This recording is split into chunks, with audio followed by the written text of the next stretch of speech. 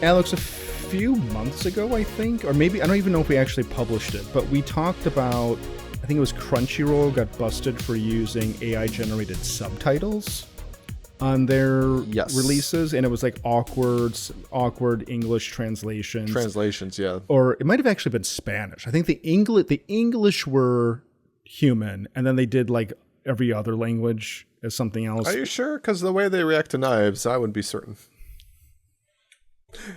You can't. For that reference, Stan Lee says, for that reference, check out this issue. I think for that reference, check out next week because this is anyway. Prime Video just got in trouble. I'm trying to keep us on track. What the hell is wrong with you? We're a family. So after all of that, people freaking about the AI-generated subtitles, which is bad enough, apparently Prime has been using AI-generated dubs. To no surprise, people were not happy about this. Although I like this little subtitle. In some cases, a better dub already existed. Like, you didn't even need to do it. I wonder if it was a rights thing where they didn't want to pay for whoever owned the original English dub, you know? Okay. It's sort of like what happened when Netflix got Evangelion. They ditched all of the ADV and manga dubs and started over. Heresy. Is it though?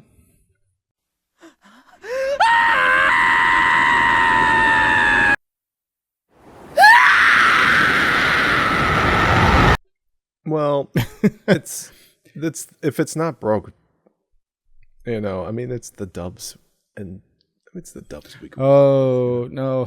How dare you replace Spike Spencer, Shinji? The only voice actress that I thought still worked was Misato, Ashley. No, I don't remember the voice actor's name, but anyway. Amazon Prime Video has scaled back an experiment that created laughable anime dubs with a generative AI. Shocking.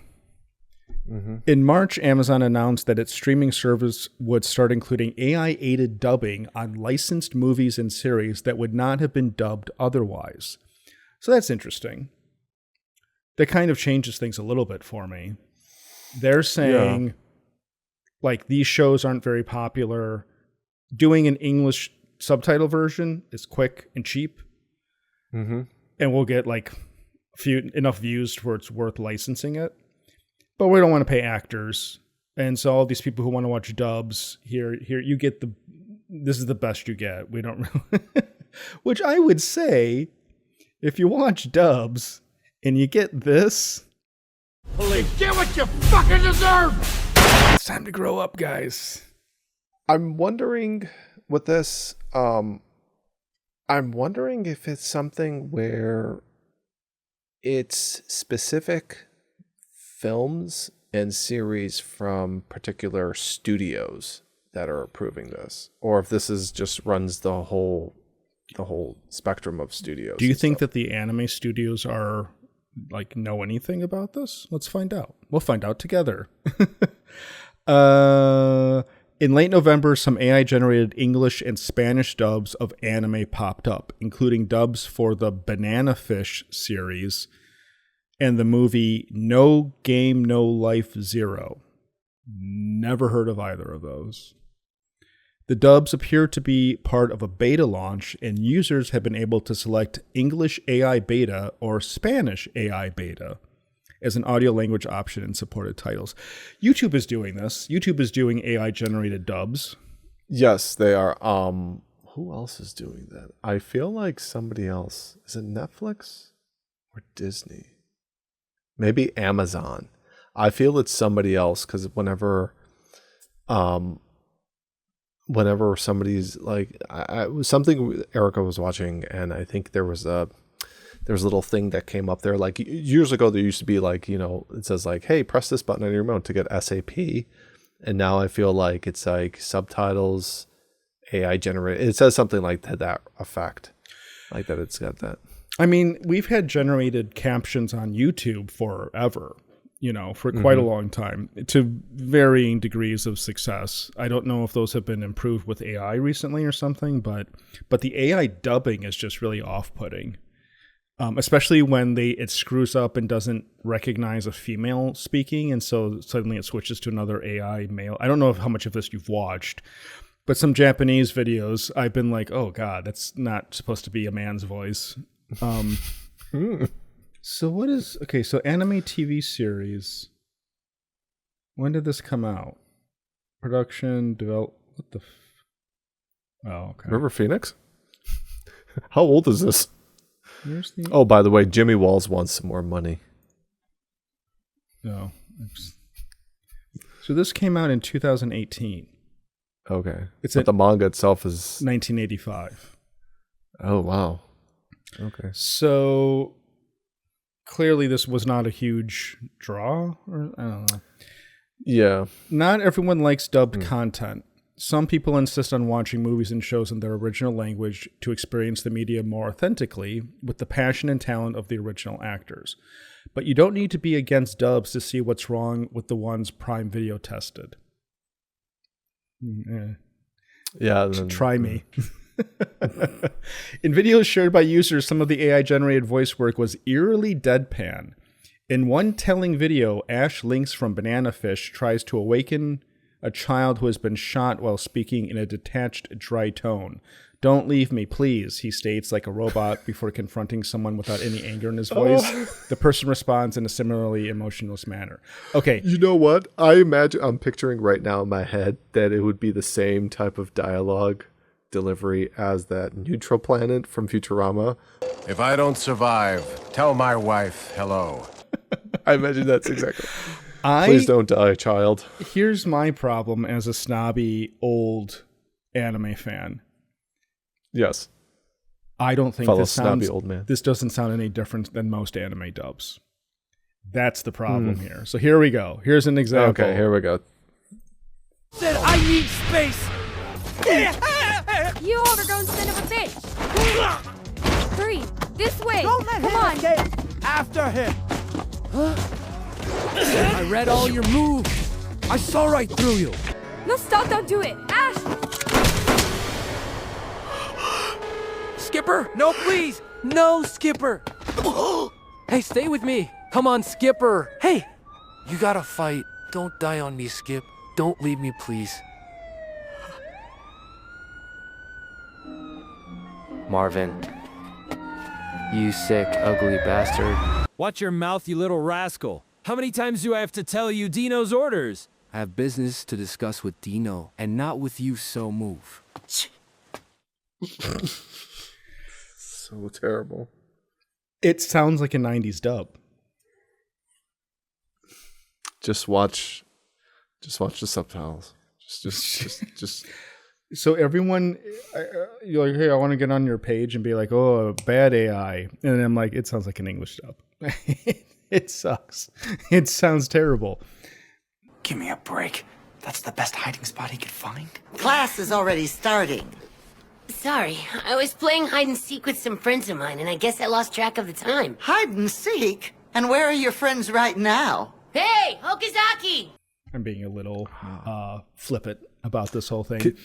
Can they not find a single Canadian person to do the dub? It's like, is it that hard these days? It sounds like those when they would have non-native English speakers do English dubs, where it's like the inflection's wrong, it's just the tone, it's just the words are right, but it just doesn't. It's like, and then you're like, what country is this from? Oh, Canada. Yeah, it's Canadian. Canadian. But yeah, so you get the gist. It sounds terrible, like it's awful. But a lot of dubs are pretty awful. So I don't, as someone who would never ever watch this, like dubbed, I'm like, whatever. So I guess the question is, to me, if you're Amazon and you're like, we're never going to dub this, is it better to just not have a dub? Or is this better than nothing? What do you think?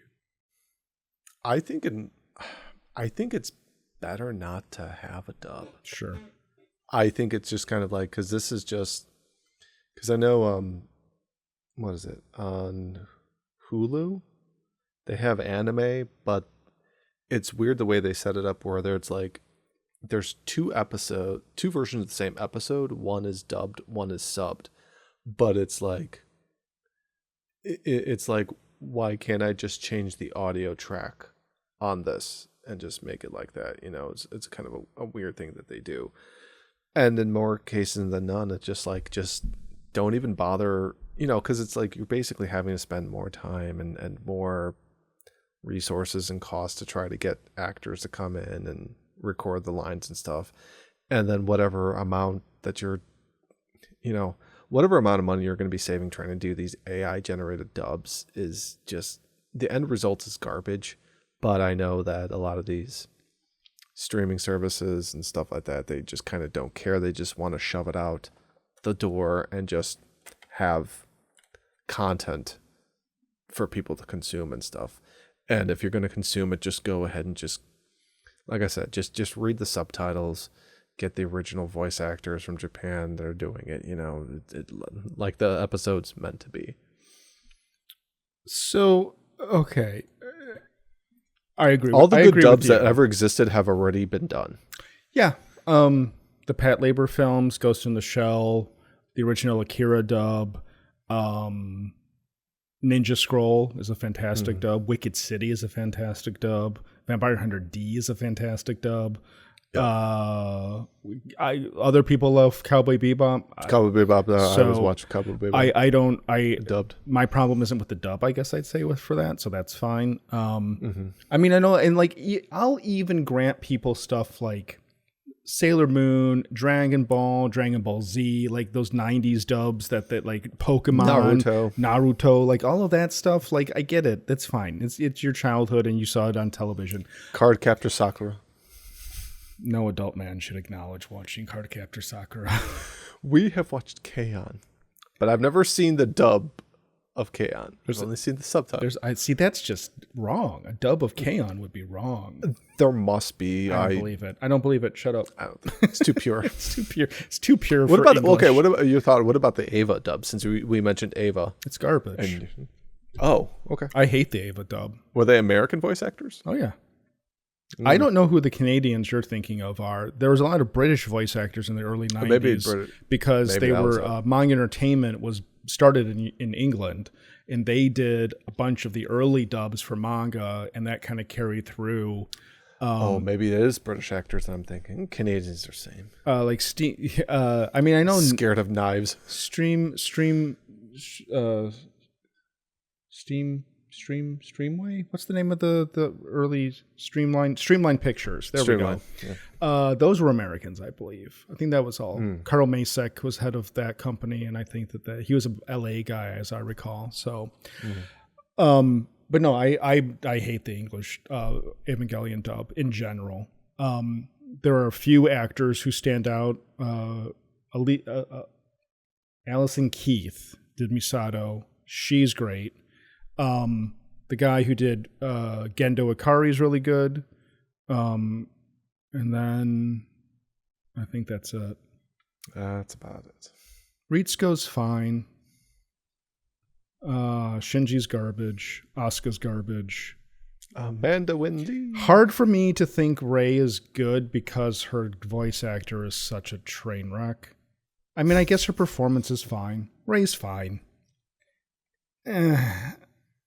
Separate the art from the artist. Well, no, I'm just thinking objectively. Rei's just kind of, the English version of Rei is just kind of one note, I think. It's just not very nuanced, but whatever. I mean, it's just, the problem is that for these actors, these English voice actors, especially for 90s series, this was just like filler work. This wasn't like a major industry that they thought that the only time these people got to feel like celebrities was at anime conventions. And then they went back and gave out free samples at supermarkets when they were between jobs. Yeah. That's based on a true story, incidentally. Or recording music albums in bathrooms, in apartments or hotels, in a Winnebago. So one last thing that I just find disingenuous about this article, in this Ars Technica article in particular, is that so they just get done saying movies and series that would not have been dubbed otherwise. Okay. And then they give two, Banana Fish 2018 that just came out in English, I guess. And then No Game, No Life, Zero. Again. So these are a few years. So I'm guessing these 2017. Okay. So they've been out for a number of years and there was no intention to do a dub at that point. Oh, or I guess no distributor side did. So this one, this one, when Sentai had it, they had an English dub, but then when it came to Prime, they didn't have access to the dub. They didn't want to pay for it or whatever. Anyway, interesting. My point is that at the end of this article, they say the sloppy dubbing of cherished anime titles. Which one was that? Was that Banana Fish or No Game, No Life, Zero? Which one was the beloved anime classic that nobody's ever heard of? Out of curiosity. Like what? I would imagine. I mean, if they're talking about Banana Fish, I mean, classic manga possibly, but when you're making an anime series on a manga that's almost 30 years removed from when it premiered and stuff, it's just kind of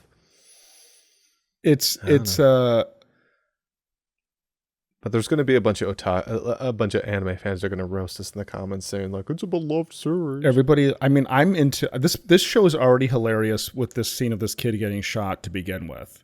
Like this instant it's great. B+. 3 pots of gold. What studio made this? I guarantee you we will not. Anime TV series. Oh, animated by Mappa. Oh my lord. Is it their B team? Although isn't like Mappa like one of like a handful of studios now that just churns out anything at this point? I think Mappa, doesn't Mappa just make... Anyway. Wait, is Mappa... Do people like Mappa still? Didn't they do like the last few seasons of Attack on Titan and everyone was like, oh god, this sucks? I don't know. This is how we're yes, they did. And they also do Jujutsu Kaisen. Oh, but people like that, the animation on that show. Who does Demon Slayer? Demon Slayer, I think, is Madhouse. Madhouse. That's a real anime company. Madhouse did Ninja Scroll. No, seriously. Yeah. It's like, well, I don't know what Production IG does anymore. It's weird how Production IG went from being like the gold standard to... it's UFO Table. Does the production? Yeah. Oh. Kimetsu no Yaiba UFO Table. Oh, great. Oh. Do you watch Demon Slayer? I watched like the first season and I enjoyed it. And it's another UFO Table, Aniplex, and okay. They've got. I think they did the films. I think it's then we started watching some other stuff, and it's kind of like, oh yeah, I have to go back and watch this other series, but I'm like, at a certain point, I'm kind of like, I can't be bothered. They did that FLCL crap. Oh, that's Production IG. Yeah. I'm one of the. I think I'm the only person on the planet who doesn't like the animation style of Demon Slayer. I find the line art to be way too thick, and it's somewhat off-putting to me. So I couldn't get into it just because I didn't like looking at it.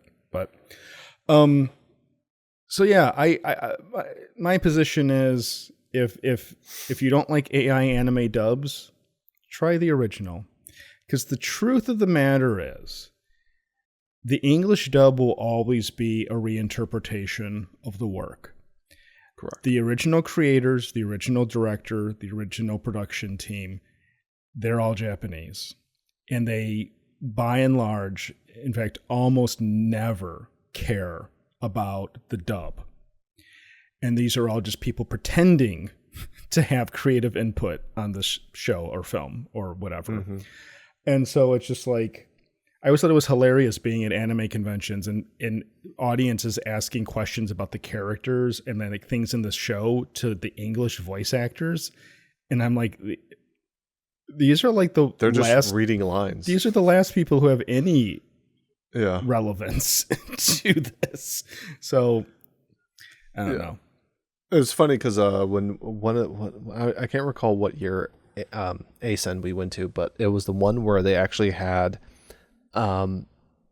the actor who, well, I and most people would know him as the guy who played Ivan Ooze in the Power Rangers movie, but he was there because he did voice work for one of the Macross series. I can't remember which one it was.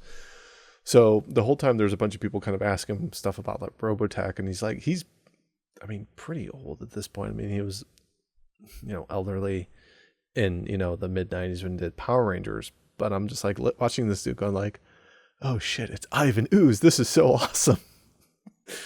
And I was just like, I'm here for Ivan Ooze, and everybody else is like, well, in episode 15 of the first season.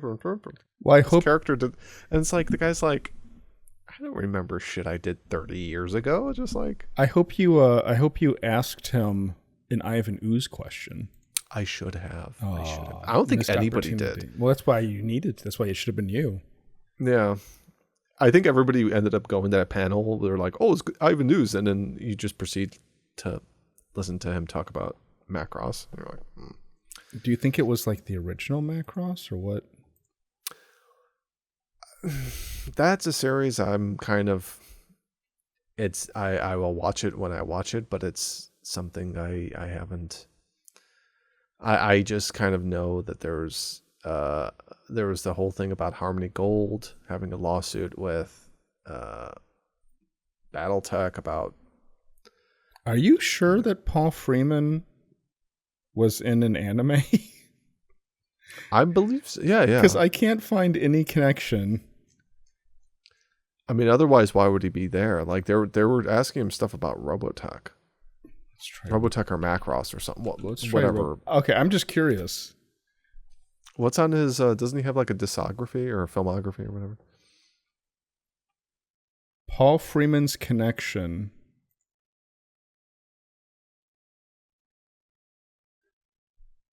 No, I can't find anything connecting him to either. Let's see, Paul Freeman, Anime Central. Are you sure that this happened? Mm-hmm. Are you sure you're not thinking of Crispin Freeman, who was not Ivan Ooze? No, it was the guy. They said it was like the guy who played Ivan Ooze. Like, okay, I'm looking up his fucking filmography now too. A little longer than a few minutes later. I think Alex is drunk. Too many bush lights tonight. Oh, wait a second. Wait. So the guy who played Ivan Ooze also played Belloc in Raiders? And he was in Hot Fuzz as a priest? I think that you had the wrong guy. Well, then why the fuck did I think it was... Oh, no. Why? Your illusion is falling apart. You got to check in with your brother. I'm going to have a pop-up right now explaining what the hell this was all about.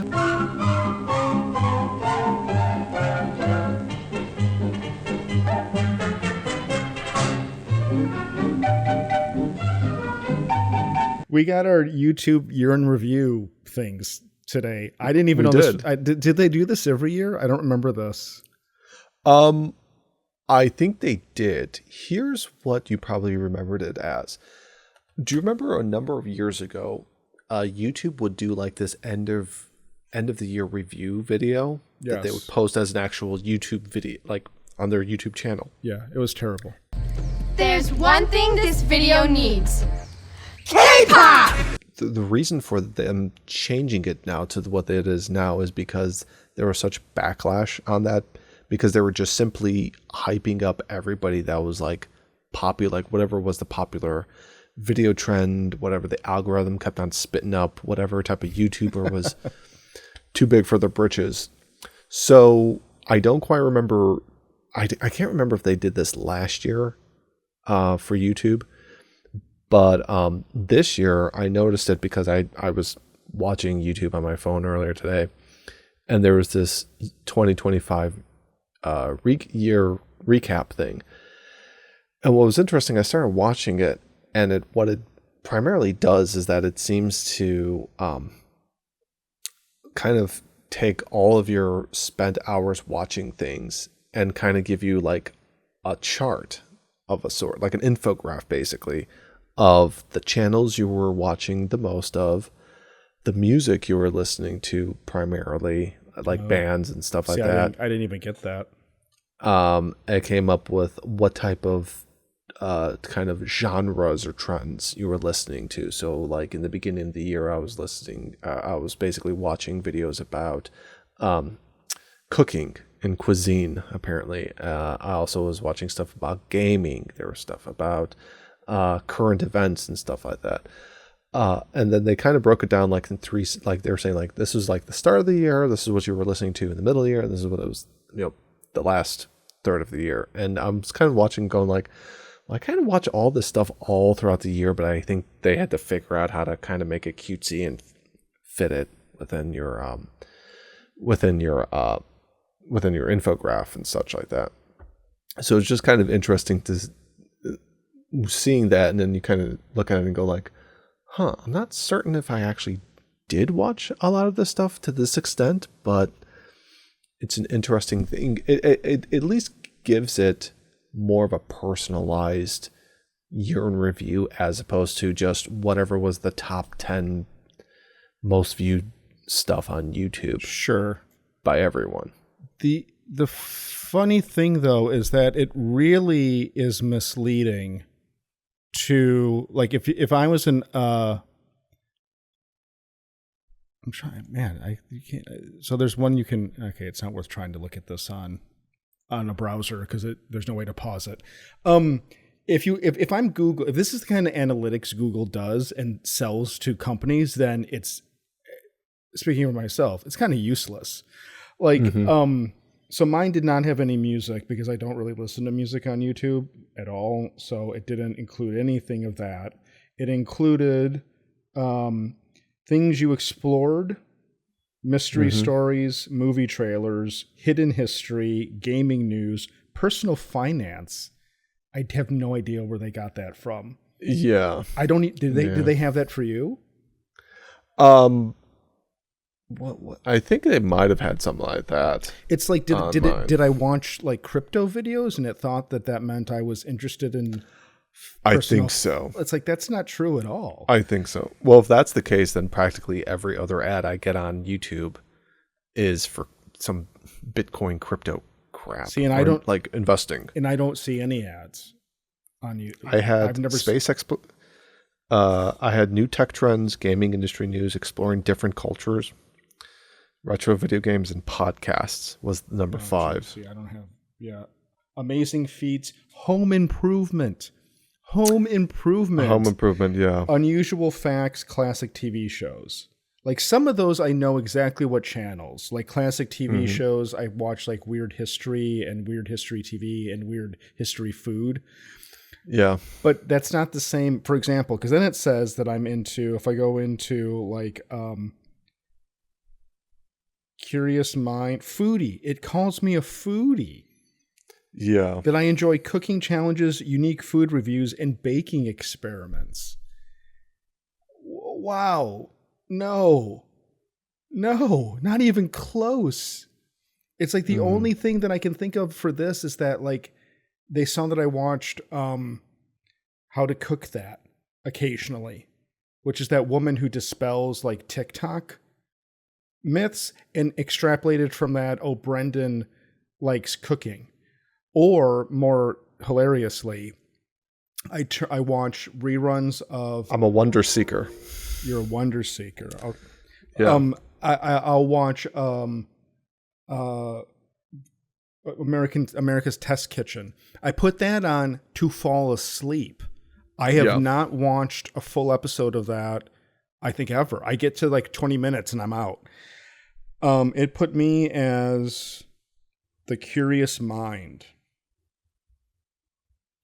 Oh, you know why I watch travel content? I watch Paolo from Tokyo and Peter Santinello. Yeah, I mean, I watch... Not really like travel. I mean, Paolo just does stuff around like Tokyo. Right. You know, but it's not in the United States.